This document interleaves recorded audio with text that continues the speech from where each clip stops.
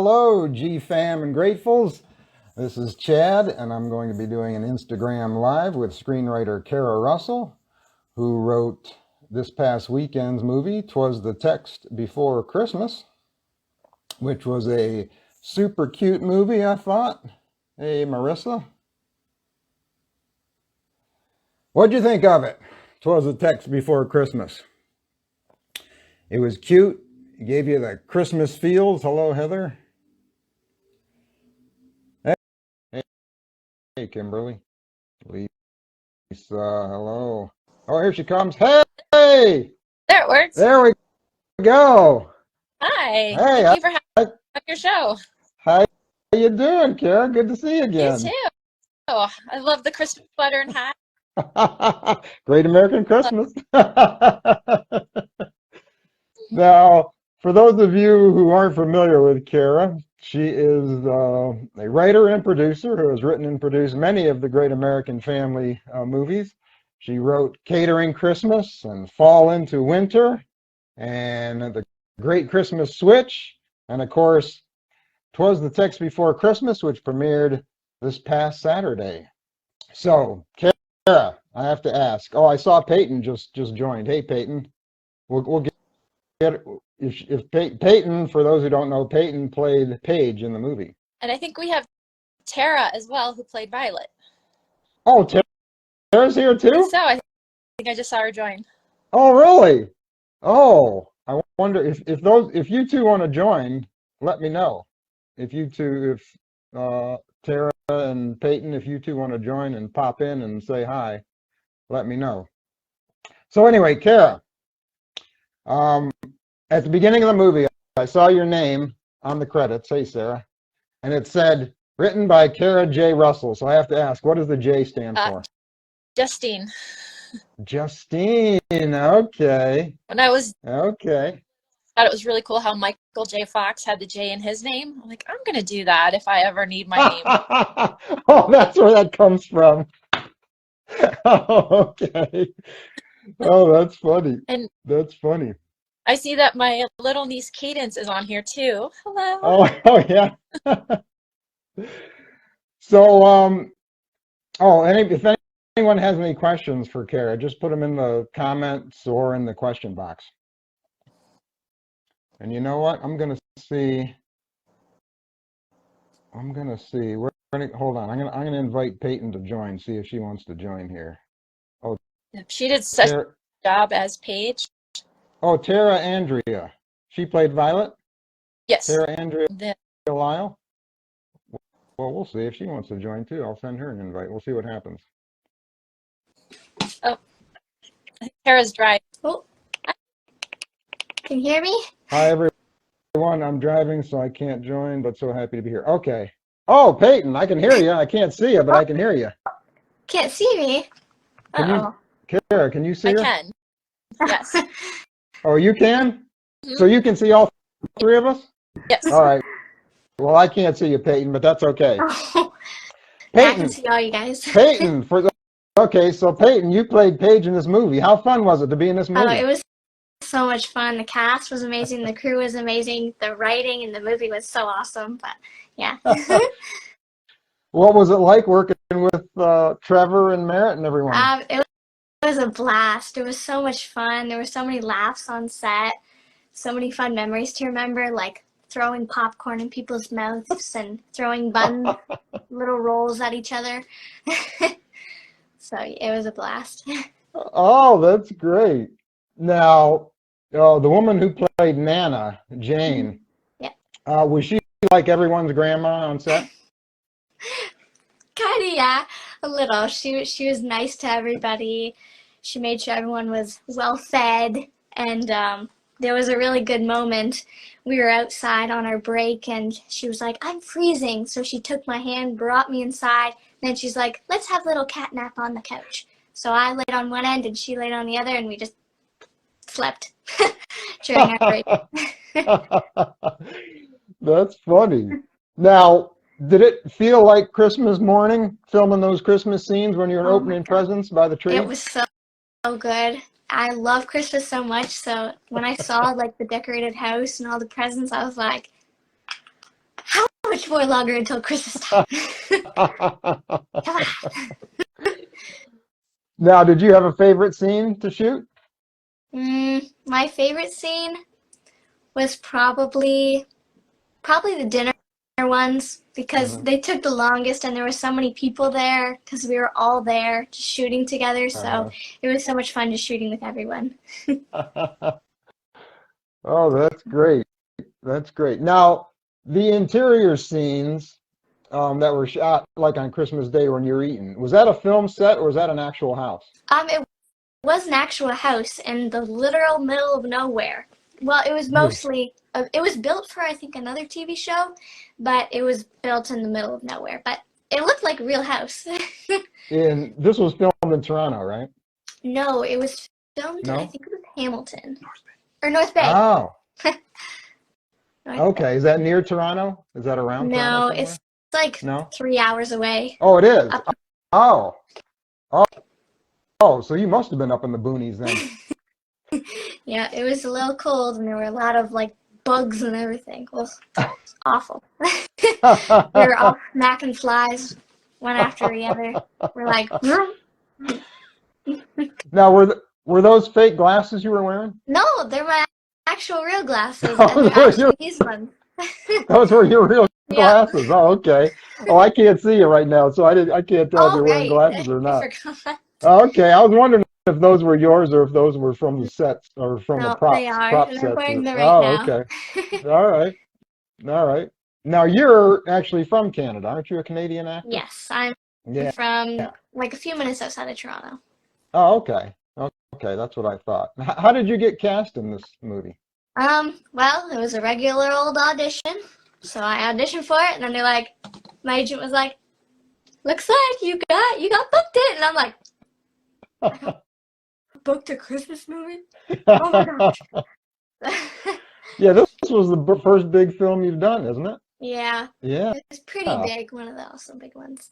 Yeah, that's great. That's great. Well, you can hang around if you want to. I'm going to ask Cara some questions. Yeah, sure. All Hang around. right. And Peyton, thanks for an amazing job. Like you have such her comedic timing Uh-huh. is a gift. She's so good and so Oh, funny. Thank yeah. you. Yeah, she was great. She was great in it. Yeah.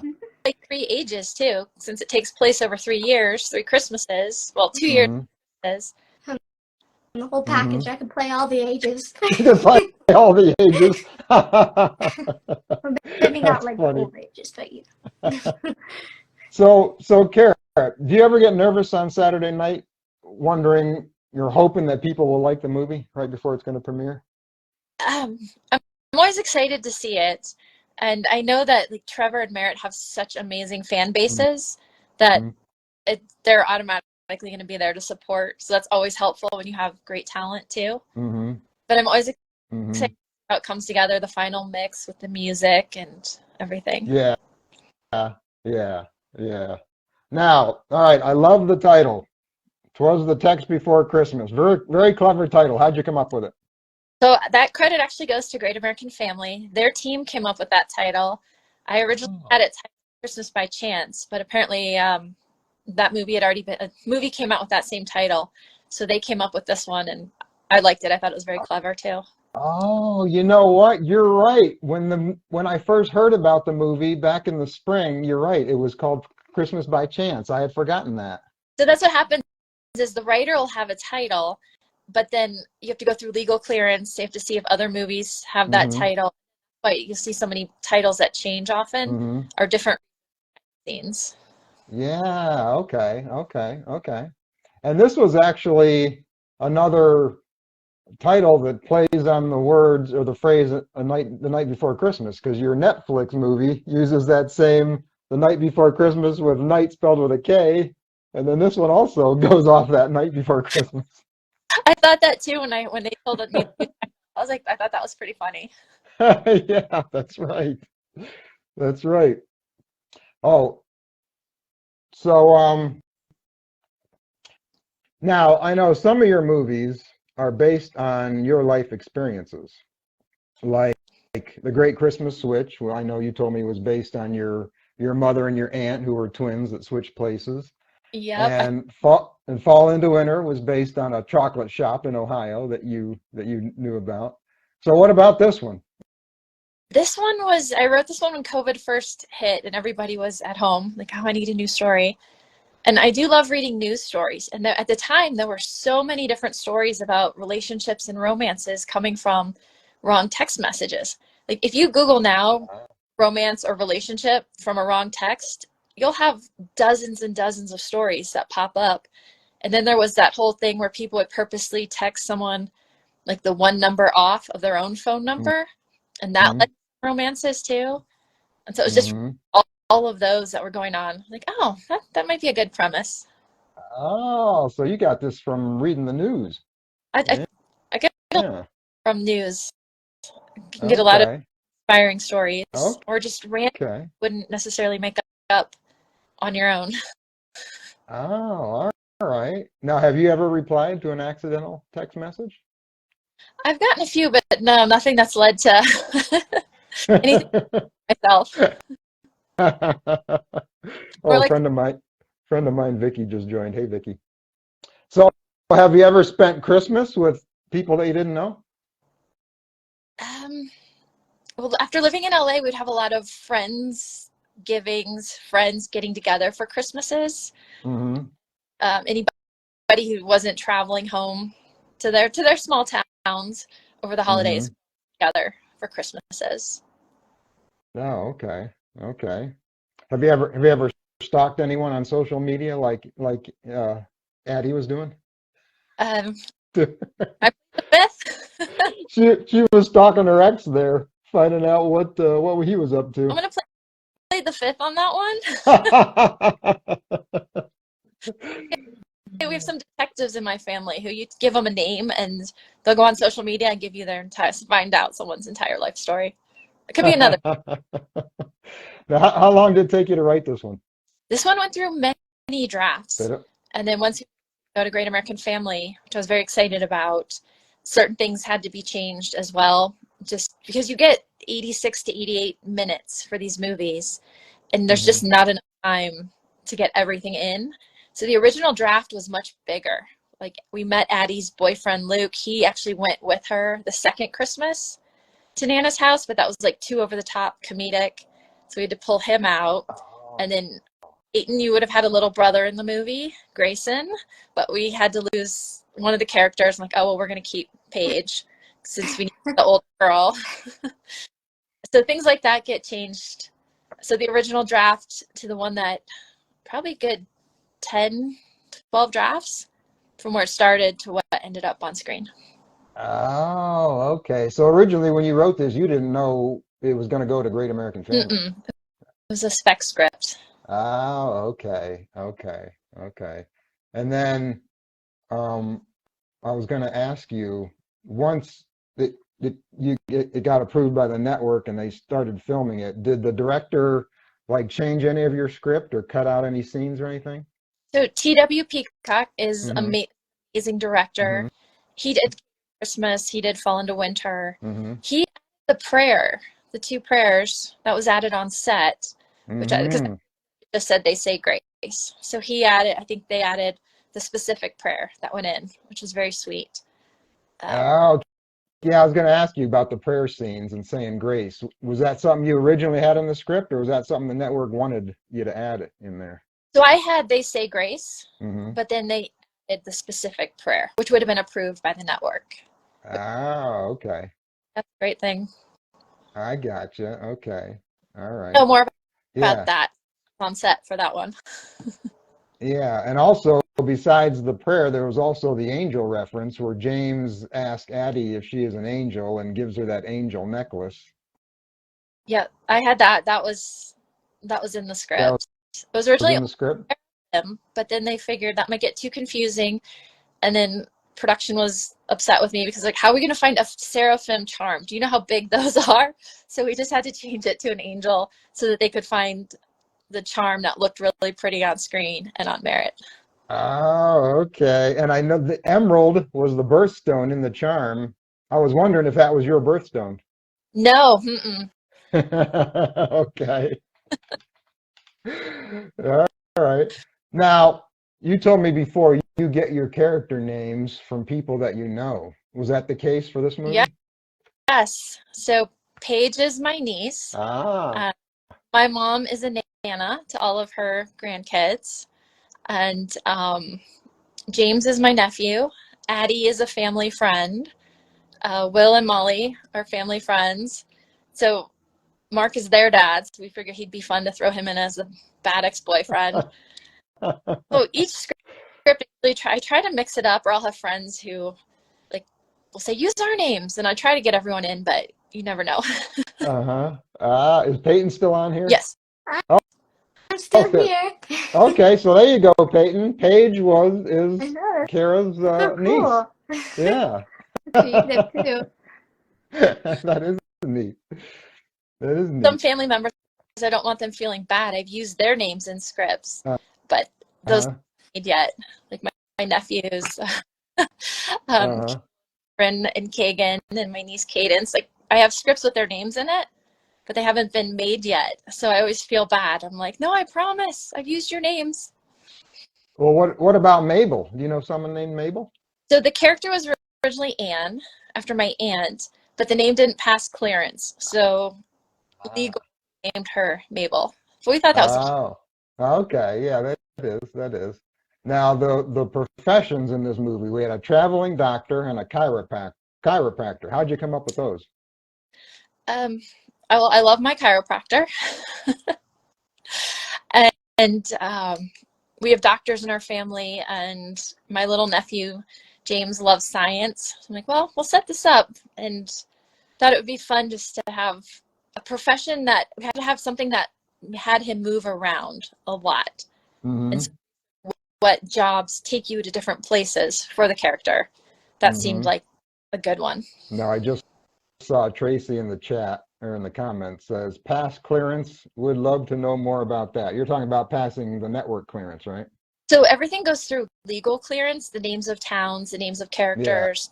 And so if I use a real person's name and say there's only one person in the United States with that name, that might not pass clearance. And so they'll come back with a list Oh. of suggestions that did pass. And so in the interest of time, usually just take one of those. Oh, okay. I gotcha. But if I you do gotcha. like Jane Smith, and then there are a lot of those, that will usually pass because it's not narrowed down to one person. Mm-hmm. Oh, okay. I see. I see. Now, the story, the majority of the story takes place in Vermont. How'd you come up with that story setting? I needed a place that was not too far from New York City if she was traveling. The logistics of, okay, she's only going for one day. Is she driving? Is she taking a train? And I actually Googled, okay, what cities are 3 hours away from New York City? Oh, gotcha, gotcha. I was in Vermont this past weekend. Oh, nice. It's beautiful there. Yeah, yeah, yeah, it is. Now, Athena, or no, not Athena, Anthea, I think is how you pronounce her name. Anthea, something like that. I apologize if I got it wrong. She's on Facebook. She wanted to know how you came up with the idea to space the story over 3 Christmases. Well, I thought it'd be fun to do something a little different since most movies take place in 10 days before Christmas. And I like the idea of, well, things come in threes. So the first Christmas, he was um she was single, he had a relationship. The second Christmas, Mhm. he was single, but she had the Right, relationship. And then the third right. Christmas, they're both finally single. Hmm. Yeah, yeah, yeah, that was interesting how you did that. Now, were you involved with casting at all in this movie? So MPCA does the casting with the director. So I did get to see the audition tapes Oh, and Peyton Kill. And it was fun to see. Like we knew Merritt and Trevor were the leads. okay. And then the movie's cast in Canada. Great talent up there. Hmm. Okay. And Karen, I see your question, and I'll get to it later. I just want you to know that I see it. So, oh yeah, you got Trevor Donovan is like the most popular male lead on Great American Family, so you must have been happy about him. Oh, it's great. Yeah, he's great. Hmm. He's really, really good. Very talented. Yeah. Now this is this the first movie of yours that he's been in? Yes. Yeah, I thought so. Oh, I thought so. he did a Now, great job. Yeah, he did. Now, there's been a lot of talk on social media about his hair in this movie. What do you think of his hair in this movie? I understand the talk. Like, he's a good-looking guy. Yeah, they had it styled a little bit differently than it usually is. Because he was shooting his fall movie right after this one. So, The Homecoming Harvest, which aired on Great Mm-hmm. American Family. So I think he Mm-hmm. needed to do something different because he didn't want to look the same in both movies. So it Oh, might have been his fans had seen on him. okay. But Okay. I gotcha. I gotcha. And this is the second movie of yours that Merritt's been in because she was in Catering Christmas. yes, with Daniel Lissing last year. She's Yeah. amazing. She's Yeah. just she's an incredible actress. And they're Mm, great. Two of them have yeah. great Yeah. chemistry. Well, they were in the movie Jingle Bell Christmas last year together, so I knew they'd be good in this one together. Right. I Jingle Bell Princess in 21. Yep. Yeah. Yeah. So we had some familiar faces in the supporting cast. Rob Stewart, who played Addie's father, Yes. was also in your movie The Great Christmas Switch. Yes, he played the boss. Yeah. Princess. Wait, someone's correct. What did I say when I said Jingle Bell Princess? What did I say? I Oh, must have said something wrong. I think maybe Jingle Bell Christmas, but Jingle Bell Oh, Princess. Jingle Bell Princess. I misspoke. Yeah, you're right, Tracy. I misspoke. Yeah, so Rob was in your movie The Great Christmas Switch, and he shows up in this one. It's fun. It's fun to see familiar faces. And Jane Eastwood was in The Night Before Christmas. She played Eileen, supporting character. Oh, she was? Mhm. Oh, okay. So, Yeah, she's been in a lot of movies. Her most famous Christmas movie, she was in the movie The Santa Claus with Tim Allen. oh, that's She right. Yeah, she played Judy the waitress. She's No. Yeah, yeah, Jane. And when I see her, she reminds me of the actress that played Flo on the sitcom Alice. oh, I can see that. Yeah, she always reminds me of her. Yeah. So Violet, I got to ask about Violet, this character Violet. She shows up at the first Christmas. Yeah, What was the deal with her calling James Jamie? just from high school. Sometimes you had a nickname in high school that nobody uses anymore, but that person. Oh, that's why. Okay. And so the family was kind of teasing her about it, teasing him really Oh, I, about. I didn't. Oh, I didn't realize that they knew each other in high school. Yeah, so I'm not really sure what was edited, but they had run into each other. They knew each other in high school Oh, okay. and then reconnected. And kind of, sometimes you just give it a chance with someone from your past and it doesn't work out. And that was that situation. Oh, that's what was going on. Okay. Okay. Now, Sue on Facebook, she wants to know if you know who played Carter, the innkeeper. Eric Peterson, Eric Peterson. Okay. he did a All right. great. Yeah, he's a local Canadian actress or Canadian actor, I imagine. Hmm. Yeah. Yes. Yeah. And he played Carter, who is my cousin. So another family name. Carter's your cousin. Now, there were some Christmas traditions mentioned in this movie. Do you have any Christmas traditions, you and your family? My mom's the ornament queen. So I did throw that in from real life where you get ornaments with, Oh, and then as you get older, you really appreciate having them. So I gave that to Anna in the movie. oh, okay, the ornament. All right, gift giving. All right. And we had a mistletoe scene in this movie where Nana makes James and Addie kiss under the mistletoe. Yep. When you were a kid, did your mother put up mistletoe in the house? Because mine always did. No, we never had it. You never had it? No. Oh. I thought maybe you had it in your house and that's how you came up with that scene. No, but in the movie, I had to laugh because TW, the director, did such a funny thing where Nana has Addie and James kiss under the mistletoe, but when Violet joins James and I know. and nobody says anything. I know. I know. Nana doesn't say a word. Yeah. That was funny. That was funny. Another funny scene that involved Violet was when she comes in to sit down for dinner, she steals Addie's chair and sits in her chair. That was hilarious. I told Tara she played that well. That was so. Yeah, yeah, that was funny. Now we also had another funny scene where James was unable to carve a turkey. He couldn't carve a turkey. Yeah, they're funny with that. In the original script, Luke was there, so he was showing everybody up with his amazing cooking, carving skills. So it was still Oh, fun addition of here she's dating the Michelin chef, and the guy she's going to end up with can't carve the turkey, burns the turkey. oh, now is Peyton still here? Yeah, I'm Yep. still here. Oh, Peyton. So that was funny when your character, he was trying to carve that turkey and you held up your cell phone and you were like recording him carve the turkey. I was like, why am I holding the phone? Why don't I just record? Well, every teenager would do that. That's right. That's right. That was funny. Now, Cara, have you ever carved a turkey yourself? No, I No. left that to the experts. Have you ever burned a turkey? Because James burned a turkey. No, no. Mm-mm. My mom cooks like turkey dinners are our family's favorite, and they're always amazing. Have you ever tried to cook a turkey?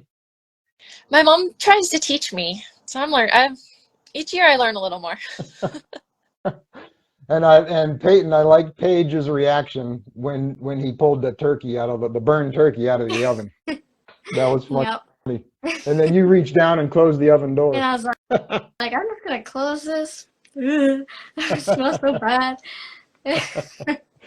All right, now we had another scene, the pine cone decorating scene, where James is teaching Addie. Well, he had her put peanut butter on the pine cone and then dip it in, I think, birdseed or something like that. Is that something you did as a kid? Yeah, that's big in Ohio, the Midwest. Oh, is it? Yep, pine cone, birdseed feeders in the winter. I figured when I saw that scene that you must have done that when you were younger. Hmm. And originally we had them in the yard hunting the pine cones, but for production reasons, you couldn't have a whole yard that was snowed when we filmed it, so they moved it onto the porch. Oh, okay. So there's always a reason for things that if you're questioning anything in these If you, movies, always a yeah, reason. there's always a reason. Yeah, yeah, that's true. Now, this movie, I like this movie. This is another double couple movie that I like to call them, where two couples get together, not just one. Now, in Catering Christmas, you had an older couple get together, and then in this one, you had Nana and Carter get together. Mhm. So, is this going to be a trend of yours in your Christmas movies? Well, we know GAC, Great American Family Channel, likes having more than one couple, more than one romance, just because their audience spans such a large, like they have a large Hmm. audience, and it's Yeah. always good to see more people get together, Hmm. not just the leads, the young leads, to have everybody included. Yeah. Yeah. Oh, wait. Positive Mindful Soul says she did that all the time as a kid and still do with her kids. Must have been making the pine cones, maybe. Yeah, it's always fun to see two couples get together rather than just one. And I also liked about this movie. Oh, did Peyton get kicked out? Accidentally got kicked out, but I do need to run to do an audition. Okay, Good. break a leg with the audition, Peyton. Thank you so much for having me. Yeah, thanks for stopping in and chatting about the movie. So I loved that there was no conflict near the end of this movie. There was no like ridiculous misunderstanding. The two leads didn't get mad at each other. What was the leaving part? Yeah. And of 88 minutes, some of the scenes were condensed Mm-hmm. because that the script a lot longer. But to get everything in, certain things means in the editing. Mm-hmm. So I know I saw about it was so rushed, but time-wise, you have to hit a certain time. You can't go over. Yeah. And I didn't want to sacrifice other things from the movie. Yeah, well, I like that they didn't get upset with each other. They talked about the Jamaica job and she talked about the Australian job, but they didn't get mad. I like The that. conflict was more of their internal decision of, do you live your own life or do you do something to make your relationship happen? So I think the conflict was there. They were both going through a similar internal struggle. Mm-hmm. Mm-hmm. Yeah, exactly. Yeah. Now, Tracy, who is on here, I know, one of the Dono fans, she wants to know why the story ended with James moving to Australia when he just moved into his house. I thought he's such a he's got travel lust. He loves to travel. Settling down was not his first choice in that town, not yet. And his character arc was doing something for somebody else, like putting them first. And so when he knows he's fallen in love, it's because he's putting Addie before himself. And so the way is, I think they would go to Australia because he needs to meet her family, get to know them, Mhm. see them in Australia for a year, and then I think they'd honeymoon in Jamaica, and then they would eventually settle back down in near Nana. Okay, But interesting. Okay, so you were thinking about what would happen in the future. yeah, because she was set on Australia. She decided she needed to do that, and so she Hmm. wasn't really give up what she had chosen for love. So he's the one sacrificing. I'm going to go with you, and then once they're married, they'll figure it out. Yeah, okay, I see. Now, have you ever written a sequel to one of your movies? I would love to. Everybody email Great American Family the request. Yeah, if there was one of your movies you'd like to write a sequel for, what would it be?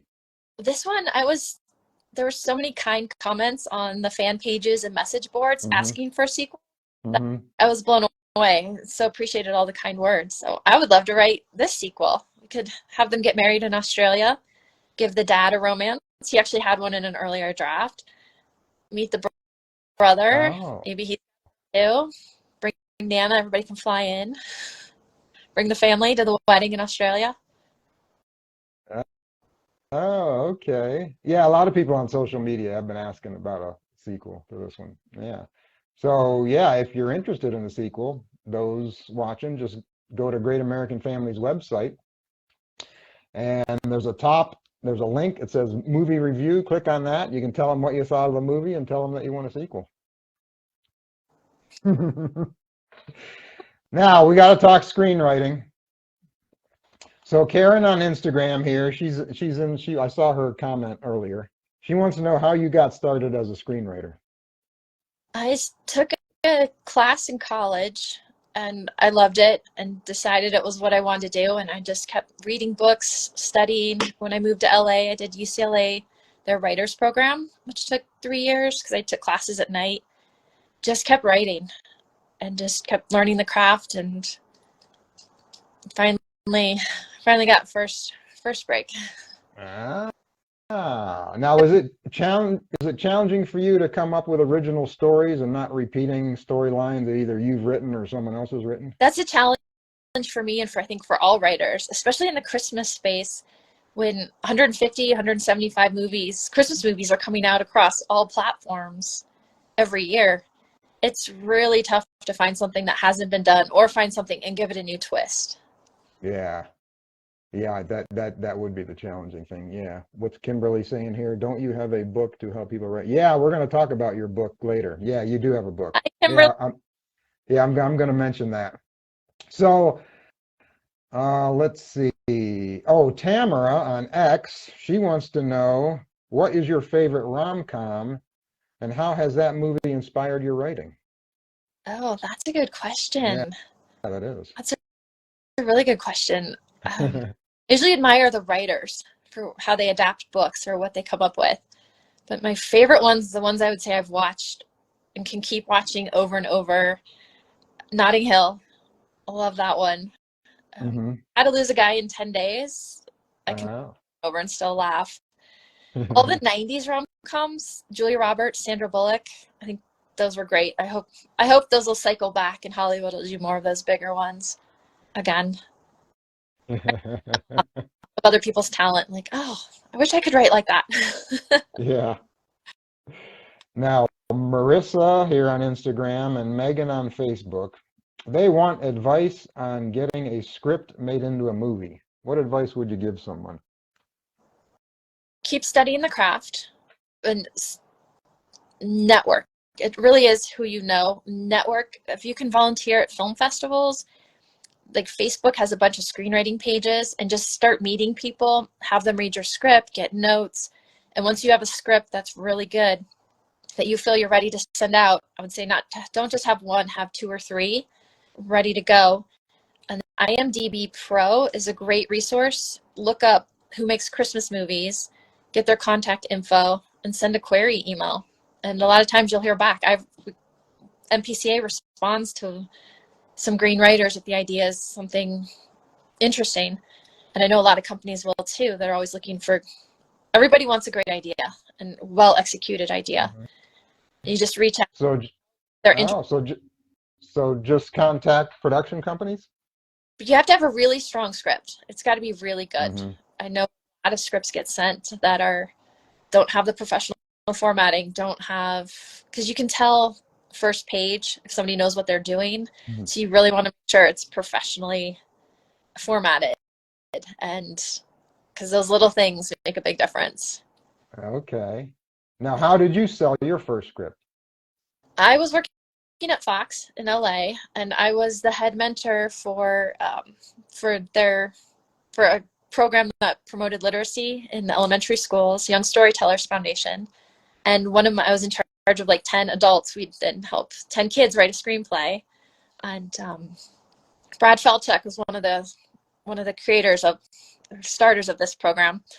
And so one of my adult mentors was a producer, and she did a lot of Hallmark and Lifetime movies.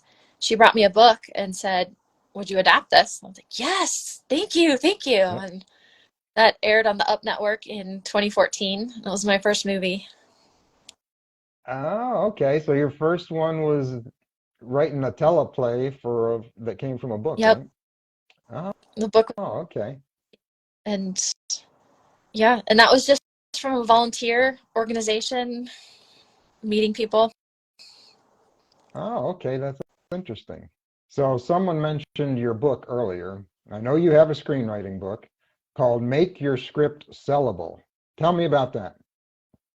So thank you, Kimberly, she's one of my best friends, and I often make her help me brainstorm ideas when I have them. Helped brainstorm catering Christmas, actually.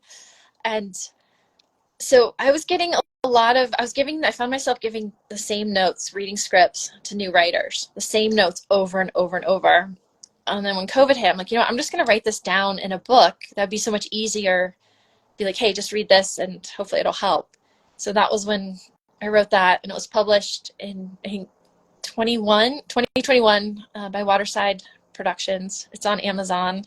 It's free on Kindle, and it just has a lot of things to help writers who want to make the jump from writing for fun versus really want to sell their script.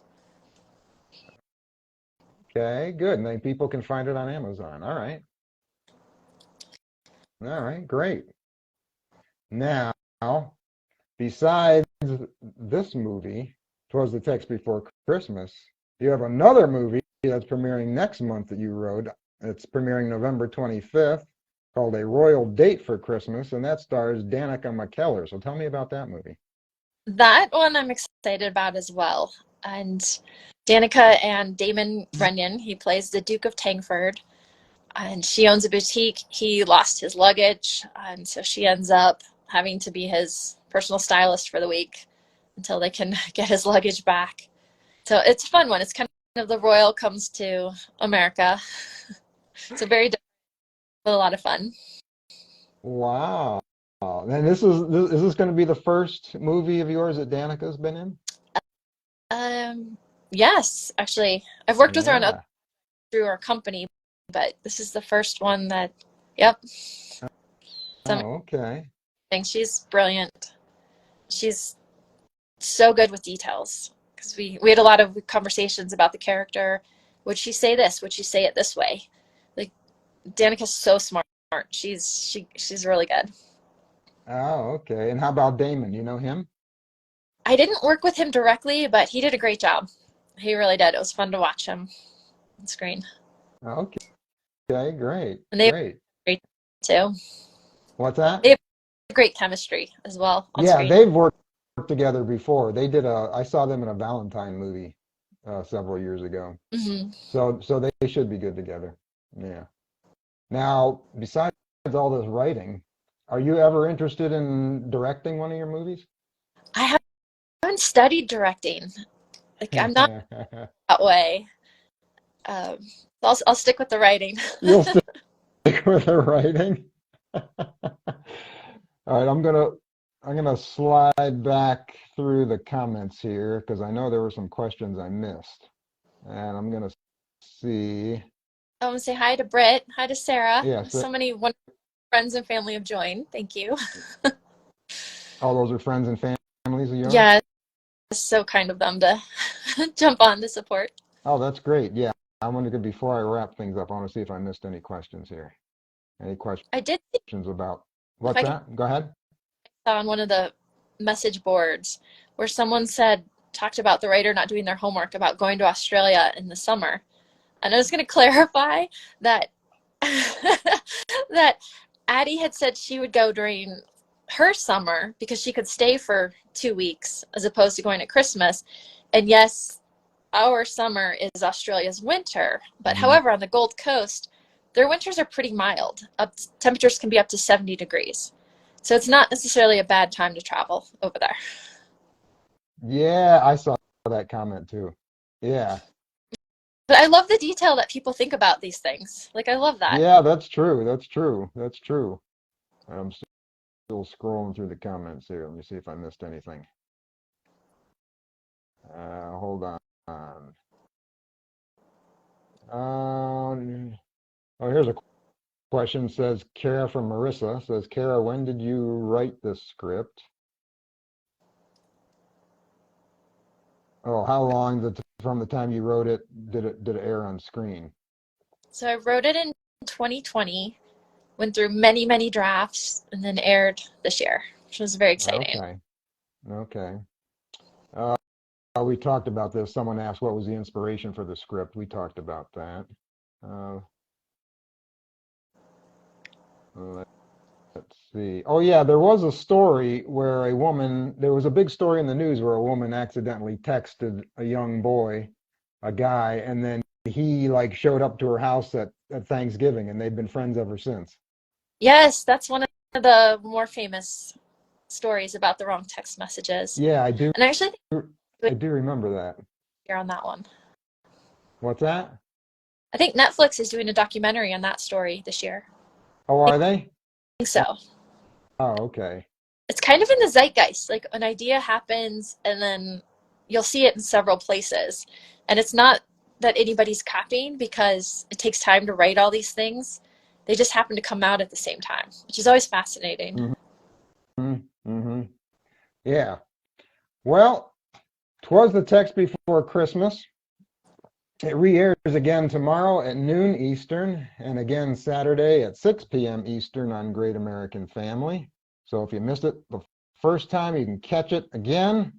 Or if you loved it the first time, you can catch it again. Cara, thank you so much for taking the time and being here and answering people's questions. Thank you for inviting me on your show. I always love when we get a chance to chat. Yeah. Yeah, it's always fun seeing you. And everyone enjoyed the movie. I haven't heard any negative comments about it. Everyone loved it. I thought it was super cute. Thank you. It's so nice of everyone. I appreciate the fans. I know Great American Family Channel really listens to their fans' feedback Hmm. and appreciates all their viewers. It's a great channel. Hmm. Yeah, yeah, it is. Yeah. And we look forward to seeing a royal date for Christmas next month. Yes. I'll let you go. Thanks for stopping by. Thanks so much. Bye. And thank you for being here. Gratefuls and everyone. And I will probably see you next week sometime. Bye. Have a good night. Hello.